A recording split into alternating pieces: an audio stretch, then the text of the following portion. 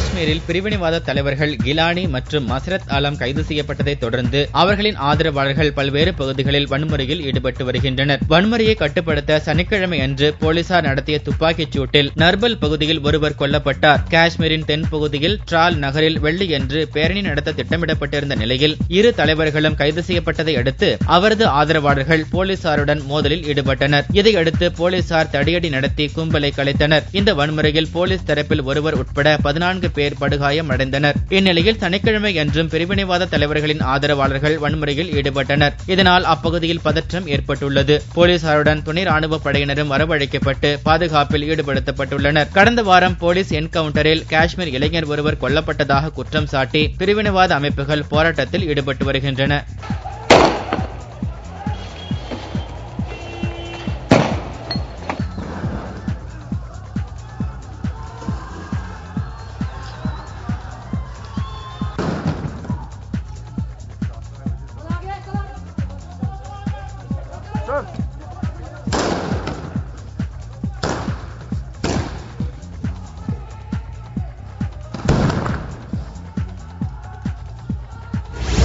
தேச விரோத தடுப்பு காவலில் சிறையில் அடைக்கப்பட்டிருந்த பிரிவினைவாத தலைவர் மசரத் ஆலம் காஷ்மீரில் முப்தி முகமது சையது தலைமையில் புதிய அரசு பதவியேற்றதை தொடர்ந்து விடுவிக்கப்பட்டார். விடுதலை செய்யப்பட்ட மசரத் மீண்டும் பாகிஸ்தானுக்கு ஆதரவாக பகிரங்கமாக செயல்பட துவங்கினார். கடந்த புதனன்று ஸ்ரீநகரில் ஹரியத் மாநாட்டு கட்சித் தலைவர் கிலானியை வரவேற்க பாகிஸ்தான் தேசிய கொடியுடனும் ஆதரவு கோஷத்துடனும் ஆதரவாளர்களை திரட்டி வந்தார். இந்த குற்றச்சாட்டின் அடிப்படையில் மசரத் ஆலம் வெள்ளியன்று கைது செய்யப்பட்டார். பத்காம் போலீஸ் நிலையத்தில் அவர் மீது சட்டவிரோத நடவடிக்கைகள் தடுப்புச் சட்டம், கலவரத்தை ஏற்படுத்துதல், பொது சொத்துக்கு பங்கம் விளைவித்தல் உள்ளிட்ட பிரிவுகளில் வழக்கு பதிவு செய்யப்பட்டுள்ளது. அவர் 7 நாள் போலீஸ் காவலில் விசாரணைக்கு கொண்டு செல்லப்பட்டுள்ளார். பாகிஸ்தான் கொடியுடனும் கோஷத்துடனும் காஷ்மீரில் சுதந்திரமாக உலா வந்த பிரிவினைவாத தலைவர் மசரத் ஆலம் சட்டவிரோத நடவடிக்கைகள் தடுப்புச் சட்டத்தின் கீழ் கைது செய்யப்பட்டார். ஹரியத் மாநாட்டு கட்சித் தலைவர் சையத் அலி ஷா கிலானியும் கைது செய்து வீட்டுக் காவலில் சிறை வைக்கப்பட்டுள்ளார். அவரது ஆதரவாளர்கள் ரகளையில் ஈடுபட்டனர். இந்நிலையில் மசரத் ஆலம் கைது செய்யப்பட்டதற்கு எதிர்ப்பு தெரிவித்து காஷ்மீரில் முழு அடைப்பு நடத்த வீட்டுச் சிறையில் இருந்தபடி வெளியிட்டுள்ள அறிக்கையில் கிலானி அழைப்பு விடுத்துள்ளார்.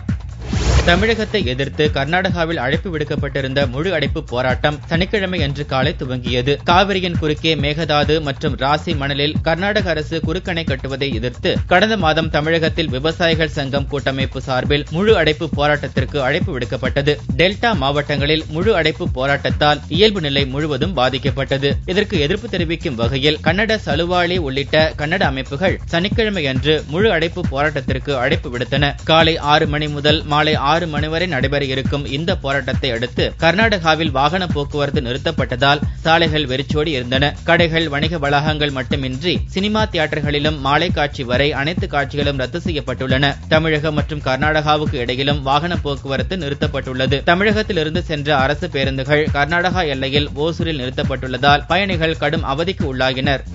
ஆந்திராவின் திருப்பதி வனப்பகுதியில் செம்மரம் கடத்த முயன்றதாக சுட்டுக் கொல்லப்பட்ட 6 பேரின் உடல்களை மறு பிரேத பரிசோதனை செய்ய அம்மாநில டாக்டர்கள் குழுவினர் சென்னை வந்து திருவண்ணாமலை சென்றனர். சுட்டுக் கொல்லப்பட்ட சசிகுமாரின் மனைவி முனியம்மாள் தாக்கல் செய்த மனுவை விசாரித்த ஹைதராபாத் உயர்நீதிமன்றம் திருவண்ணாமலையில் பதப்படுத்தி வைக்கப்பட்டுள்ள சசிகுமார் உள்ளிட்ட 6 பேரின் உடல்களை மறு பிரேத பரிசோதனை செய்து அறிக்கை தாக்கல் செய்ய உத்தரவிட்டது. ஆந்திர அரசின் ஹைதராபாத் உஸ்மானியா மருத்துவமனை அல்லது காந்தி மருத்துவமனை மருத்துவர்களை கொண்டு மறு பிரேத பரிசோதனை நடத்தவும் உத்தரவிடப்பட்டிருந்தது. இதன்படி சனிக்கிழமை அன்று காலை ஹைதராபாத்தில் இருந்து ஆந்திர மருத்துவர்கள் குழுவினர் விமானம் மூலம் சென்னை வந்தனர். அங்கிருந்து சிறப்பு வாகனத்தில் திருவண்ணாமலை புறப்பட்டுச் சென்றனர். மருத்துவ குழுவினரை தமிழக போலீசார் பாதுகாப்புடன் அழைத்துச் சென்றனர். மருத்துவ குழுவினரின் பிரேத பரிசோதனை அறிக்கை திங்கட்கிழமை ஹைதராபாத் உயர்நீதிமன்றத்தில் தாக்கல் செய்யப்பட உள்ளது. 3 நாட்கள் வெளிநாடு சுற்றுப்பயணம் மேற்கொண்டிருந்த பிரதமர் மோடி சனிக்கிழமை அதிகாலை தில்லி திரும்பினார். பிரான்ஸ், ஜெர்மனி, கனடா நாடுகளுக்கு கடந்த 9 நாட்களாக மோடி சுற்றுப்பயணம் மேற்கொண்டிருந்தார். சுற்றுப்பயணம் முழு வெற்றியடைந்ததாக அரசு தரப்பில் அறிவிக்கப்பட்ட நிலையில் சனிக்கிழமை அன்று காலை பிரதமர் மோடி தில்லி திரும்பினார். பாலம் விமான நிலையத்தில் பிரதமர் மோடியை தில்லி பாரதிய ஜனதா தலைவர் சதீஷ் உபாத்யாய் உள்ளிட்ட தலைவர்கள் வரவேற்றனர்.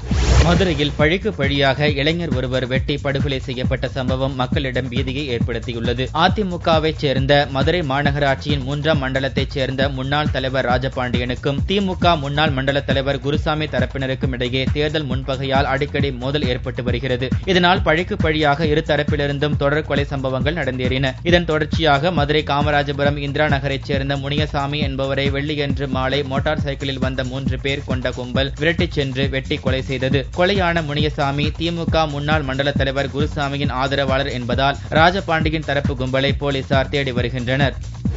சிங்கப்பூரில் இருந்து திருச்சிக்கு கடத்தப்பட்ட 7 கிலோ தங்கத்தை விமான நிலைய அதிகாரிகள் பறிமுதல் செய்தனர். சிங்கப்பூரில் இருந்து டைகர் ஏர்வேஸ் விமானம் வெள்ளியன்று நள்ளிரவு திருச்சி வந்தடைந்தது. அப்போது பயணிகளின் உடைமைகளை சுங்கத்துறை அதிகாரிகள் சோதனை செய்தபோது விமான நிலைய சுகாதாரத்துறை ஊழியர் நடராஜன் பயணி ஒருவருடன் மாற்றுப்பாதையில் சென்றது தெரியவந்தது. அவர்களை பிடித்து விசாரித்ததில் நடராஜனுடன் வந்த ராமேஸ்வரத்தைச் சேர்ந்த பயணி நவாஸ் கானிடம் 7 கிலோ தங்கம் இருந்தது கண்டுபிடிக்கப்பட்டது. இதைத் தொடர்ந்து இருவரையும் கைது செய்த விமான சுங்கத்துறையினர் 7 கிலோ தங்கத்தையும் பறிமுதல் செய்தனர். வேலூர் மாவட்டத்தில் பெய்த மழையால் விவசாயிகள் மகிழ்ச்சி அடைந்தனர். வேலூர் மாவட்டம் வாணியம்பாடி மற்றும் அதனை சுற்றியுள்ள பகுதிகளில் வெள்ளியன்று மாலை முதல் விடிய விடிய மழை பெய்தது. கடந்த சில நாட்களாக வெப்பத்தால் தவித்து வந்த மக்கள் இந்த மழையால் மகிழ்ச்சி அடைந்தனர். இந்த மழை தொடர்ந்து நீடித்தால் வேளாண் பணிகளை விரைவில் துவக்க முடியும் என்று விவசாயிகளும் மகிழ்ச்சி தெரிவித்தனர். வேலூர் மாவட்டம் நற்றம்பள்ளி அருகே சிதிலமடைந்த அரசு பள்ளியில் மழைநீர் தேங்கியதை சரி செய்ய நடவடிக்கை எடுக்காத கல்வித்துறை அதிகாரிகளை கண்டித்து பொதுமக்கள் பள்ளிக்கு பூட்டு போட்டு போராட்டம் நடத்தினர். வேலூர் மாவட்டம் நல்லகிந்தனப்பள்ளி கிராமத்தில் உள்ள ஊராட்சி ஒன்றிய ஆரம்ப பள்ளி பழமையின் காரணமாக சிதிலமடைந்துள்ளது. இதனை சீரமைக்க கோரி பொதுமக்கள் அரசிடம் கோரிக்கை விடுத்தும் நடவடிக்கை எடுக்கப்படவில்லை. இந்நிலையில் வேலூரில் பெய்த மழையால் பள்ளிக்குள் மழைநீர் புகுந்தது. ஆனால் மழைநீரை வெளியேற்ற நடவடிக்கை எடுக்கப்படாததால் ஆத்திரமடைந்த பொதுமக்கள் பள்ளிக்கு பூட்டு போட்டனர்.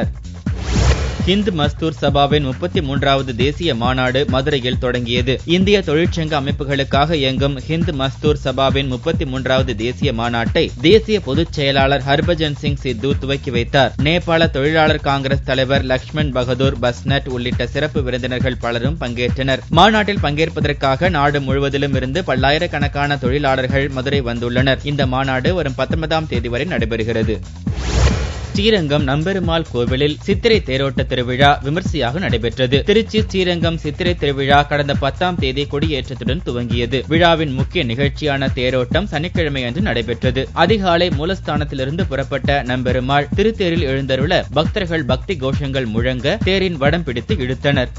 தங்கத்தின் விலை சனிக்கிழமை அன்று ஒரு சவரன் 32 ரூபாய் உயர்ந்து 20,224 ரூபாய்க்கு விற்கப்படுகிறது. 1 கிராம் ஆபரண தங்கம் 2,528 ரூபாயாக உள்ளது. வெள்ளியின் விலை கிராமுக்கு 30 காசுகள் குறைந்து 1 கிராம் 39 ரூபாய் 20 காசுகளுக்கு விற்பனையானது. பார் வெள்ளியின் விலை 36,670 ரூபாயாக இருந்தது. சானியா மிர்சாவாக ஹிந்தி நடிகை தீபிகா படுகோனே நடிக்கிறார். விளையாட்டு வீரர்களின் வாழ்க்கை வரலாற்றை திரைப்படமாக எடுக்கும் சூழல் இந்தி திரையுலகை பற்றி கொண்டுள்ளது. குத்துச்சண்டை வீராங்கனை மேரி கோமின் வாழ்க்கை வரலாற்றை பிரியங்கா சோப்ராவை வைத்து எடுத்த திரைப்படம் வசூலை வாரி குவித்தது. இதைத் தொடர்ந்து டென்னிஸ் வீராங்கனை சானியா மிர்சாவின் வாழ்க்கை வரலாற்றை தீபிகா படுகோனேவை வைத்து எடுத்து வருகின்றனர். சானியா மிர்சா எழுதியுள்ள வாழ்க்கை வரலாற்று புத்தகத்தை தழுவி இந்த படம் எடுக்கப்படுகிறதாம்.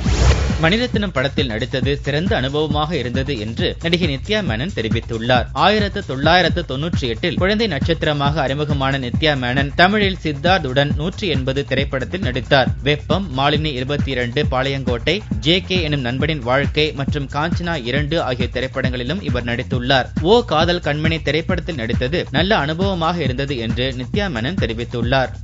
மணி சார் கூட ஒர்க் பண்ணது எனக்கு it was of course I had a great experience in OK Kanmani. ஏன்னா என்னோட கம்ஃபர்ட் லெவல்லேருந்து எடுத்துகிட்டு போய் I feel like ஏதோ டிஃப்ரெண்ட்டாக பண்ண மாதிரி. So it's quite an achievement for me.